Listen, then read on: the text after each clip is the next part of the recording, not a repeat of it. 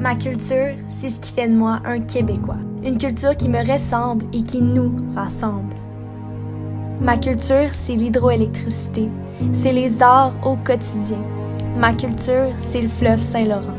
C'est les festivals, petits ou grands. C'est les sports d'hiver. Mais ma culture, c'est bien plus que ça. Ma culture est là pour moi depuis toujours. Ma culture est pleine de couleurs. Ma culture respire la passion et fait trembler le sol. Les Canadiens s'en vont au final de la Coupe Stanley. Ma culture nous fait rayonner à travers le monde. C'est parce que ma culture est unique que je me dois de la protéger. C'est à chaque jour, chaque heure, chaque minute que je dois l'alimenter. Aujourd'hui, notre culture a besoin de nous pour que demain, elle se tienne debout. C'est pourquoi je fais ma part.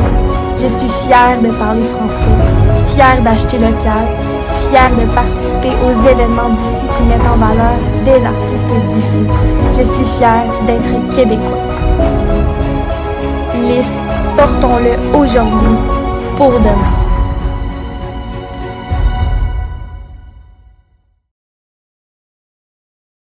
Le projet LIS est un système de pointage social qui mesure le taux de participation à la culture québécoise. Il sert à enregistrer des données comme la langue parlée, les activités effectuées et les produits achetés par le propriétaire du bracelet.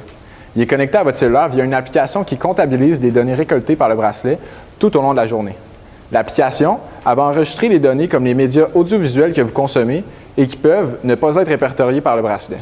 Son fonctionnement est simple. Lorsque vous achetez la montre, on vous demande d'installer une application sur votre cellulaire. Une fois que c'est fait, seulement qu'à accepter les clauses de confidentialité comme l'accès au micro, à la caméra ou l'accès à la localisation GPS qui permettra de dresser un portrait représentatif de votre progrès.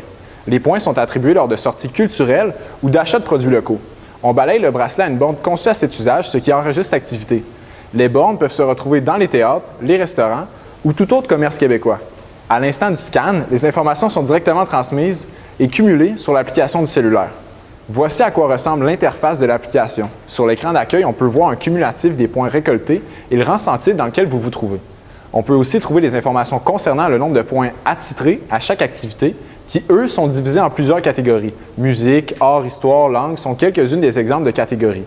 Lorsque votre pointage est bas dans une catégorie, l'application vous propose des activités à faire dans la région où vous vous situez.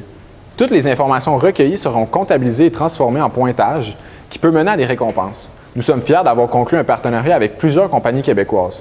Ça nous permet de récompenser les usagers ayant récolté des points avec des rabais chez nos partenaires. Nous envisageons dans le futur un partenariat affilié avec le gouvernement du Québec. Puisque l'individu encourage l'économie locale, les récompenses attribuées pourraient ressembler à une réduction d'impôt à la fin de l'année ou sur leur facture d'hydro, par exemple. Nous estimons que LIS donnera une meilleure crédibilité aux gens ayant un pointage élevé.